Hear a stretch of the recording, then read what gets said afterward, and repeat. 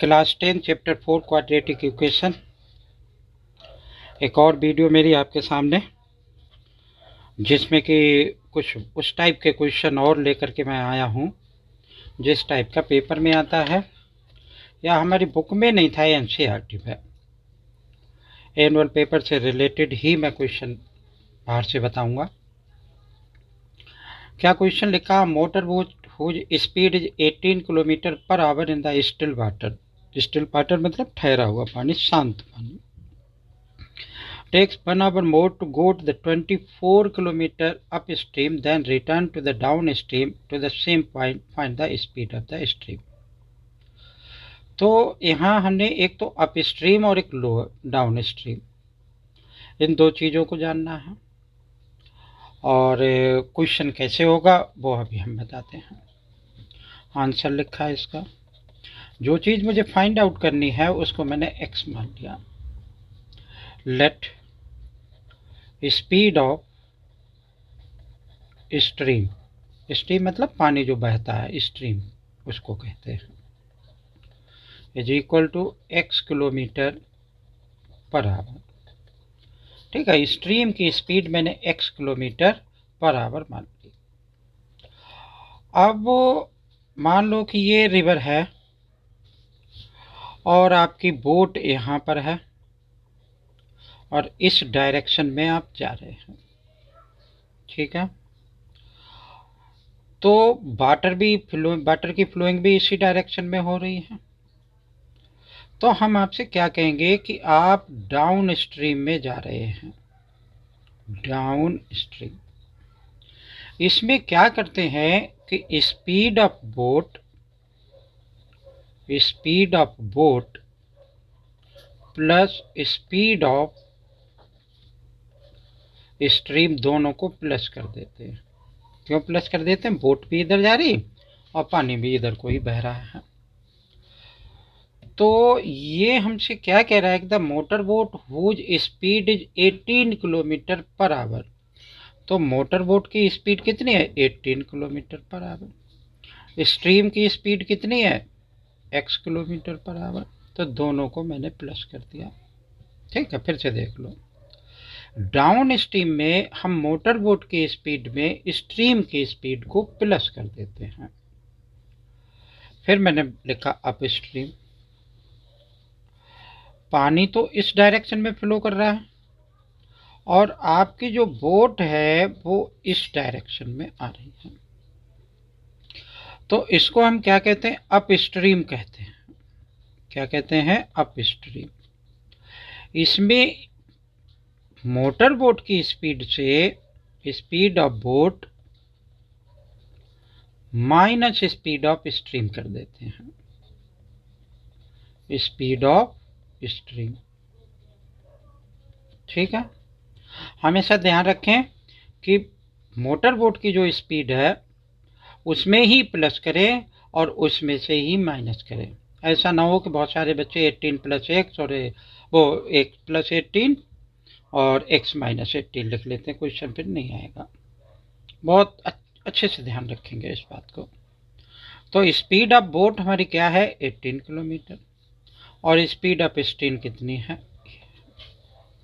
अब हम देखते हैं कि कितनी डिस्टेंस ट्रेवल करता है और अप स्ट्रीम और डाउन स्ट्रीम में कंडीशन सेट कर देंगे।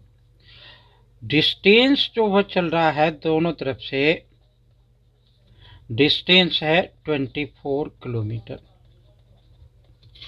ठीक है, तो ये 24 किलोमीटर डिस्टेंस अपान में स्पीड। क्वेश्चन को पढ़ लेते हैं। The motor boat whose speed is 18 kilometer per hour in still water takes 1 hour more to go to upstream then return to the downstream at the same point। मतलब इस speed से आता है वापस, जिससे कि 1 घंटा लगता है। इस स्पीड से जाता है वो 24 अपान में 18 प्लस एक्स। कितना टाइम ज़्यादा लगता है उसको? इस वाले दोनों का डिफरेंस जो टाइम का दे रखा है 1 किलोमीटर, वो 1 आवर मोर, तो यहाँ पे 1 लिख लिया। अब देखो, मैंने डिस्टेंस और स्पीड का पहले भी क्वेश्चन बताया था आपको। कि एक ट्रिक बताई थी कि आपने कुछ भी नहीं देखना, 3 बातें देखने और आंसर आ जाएगा। कम वाली स्पीड माइनस ज़्यादा वाली स्पीड, डिस्टेंस ऊपर, टाइम बराबर लिख दिया। ठीक है, ये तो मैंने ये एक्सप्लेन इसलिए किया कि मुझे आपको सिखाना है। अब इन दोनों का एलसीएम ले लिया, 18 माइनस एक्स और 18 प्लस एक्स। ठीक है, इससे ये हट गया, मल्टीप्लाई से यहाँ लिख लिया 24 18 प्लस एक्स माइनस, ठीक है, क्या आ जाएगा 24 18 minus x, this is equal to 1। Clear है? अब देखो, इसको इससे मल्टीप्लाई किया, इसको इससे मल्टीप्लाई किया तो हमारा क्या आएगा, ये मल्टीप्लाई करके देख लेते हैं इसको। वैसे तो ये क्या हुआ कि मल्टीप्लाई करने की भी ज़रूरत नहीं, 24 इंटू 18 और प्लस 24x माइनस 24 इंटू 18 और प्लस का, माइनस माइनस प्लस हो गया ना, प्लस का 24x। क्लियर है? डिवाइडेड बाई 18 18 जा 324 और माइनस का x square, this is equal to 1। आप देखो ये कैंसिल हो गया, 24x प्लस 24x आएगा, कितना बन जाएगा ये 48x divided by 324 minus x का स्क्वायर इज इक्वल टू 1। ठीक है, आगे देखते हैं, क्रॉस मल्टीप्लिकेशन करेंगे। क्या बना ये कि 48x is equal to 324 minus x का स्क्वायर, इस पूरे को इधर ले आए तो एक्स स्क्वायर प्लस हो गया, ये प्लस के 48x हो गया, और इसको इस साइड ट्रांसपोज कर रहे हैं ना हम, तो 324 आ गया। ठीक है, मिडिल टर्म स्प्लिटिंग से हम क्या करेंगे, इसका फैक्टर कर देंगे। तो इसका फैक्टर क्या होगा, इस तरीके से करके देख लिया पहले हमने। 324 2 से गया, 2 बन जा, 2 6 जा और 2 2 जा, ठीक है ना, 2 बन जा, 2 6 जा, 2 2 जा, 2 8 जा, 2 बन जा, 3 से चला जाएगा, फिर 3 से चला जाएगा, फिर 3 से चला जाएगा और फिर 3 बन जाएगा। ठीक है, अब देखें कि मुझे 48 बनाना है, तो कहाँ पर आ सकता है, 3 3 जा 9, 3 जा 27, 27 3 जा बहुत सारा हो जाएगा, तो 54 आ गया, और दूसरा 6, तो बात बन गई हमारी। एक्स का स्क्वायर प्लस में कितना था 54x माइनस का 6x minus 324 is equal to 0। Division लगा दें, एक्स कॉमन आ जाएगा, डिवीज़न लगने का मतलब 54 माइनस 6 कॉमन लिया, ये भी क्या आ जाएगा प्लस का 54। ठीक है, तो ये क्या बन गया मेरा, x प्लस 54 और x माइनस 6, या तो ये 0 या ये 0, x plus 54 is equal to 0 और x minus 6 is equal to 0।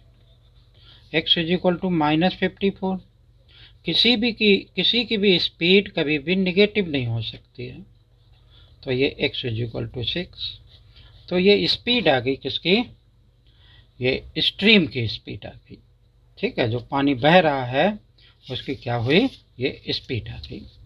ठीक है, क्वेश्चन समझ में आया होगा, और आगे देखते हैं।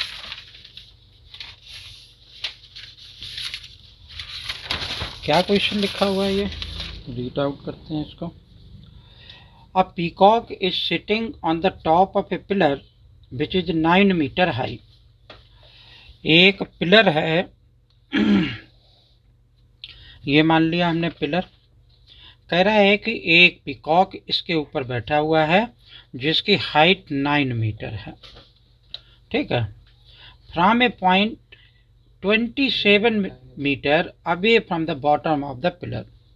भाई ये पिलर का बॉटम है, इससे 27 मीटर दूर पर क्या है, एक पॉइंट ले लिया, तो इसको मैंने 27 मान लिया। ठीक है। Bottom of the pillar, a snake is coming to the hole at the base of the pillar. भाई इस स्नेक का यहाँ पर एक होल है जिसकी तरफ ये आ रहा है। Seeing the snake the peacock pounces on it. भाई मोर मार देता है ना सांप को, तो जैसे ही स्नेक को इस पीकॉक ने देखा, ये इस पे झपट्टा मारा इसने। If their speeds are equal at which distance from the hole the snake caught. तो ये कह रहा है कि जब ये स्नेक इस साइड में आया, हमने मान लिया यहाँ तक पहुंचा, और ये पीकॉक यहाँ से यहाँ तक आ गया। ठीक है ना, क्लियर है। इसको थोड़ा बड़ा कर लेते हैं। इसने मेरे से इस क्वेश्चन में एक बात बहुत साइलेंटली कह दी कि स्पीड आर इक्वल, मतलब जितनी तेज पीकॉक उड़ रहा है उतनी तेज स्नेक दौड़ रहा है, दोनों की स्पीड सेम है। तो पीकॉक यहाँ से यहाँ तक आया और स्नेक यहाँ से यहाँ तक आया, इसका मतलब ये वाली स्पीड वो ये वाली डिस्टेंस इस वाली डिस्टेंस के इक्वल हो जाएगी, हो जाएगी ना। अगर मैं इसको x मान लेता हूँ तो ये कितनी रह जाएगी भी, 27 माइनस x हो जाएगी। ठीक है, तो ये भी 27 माइनस x हो जाएगी। नाम डाल लेते हैं इसका ABCD। ठीक है। आंसर में हमने लिखा कि since speed of peacock is equal to speed of snake, speed of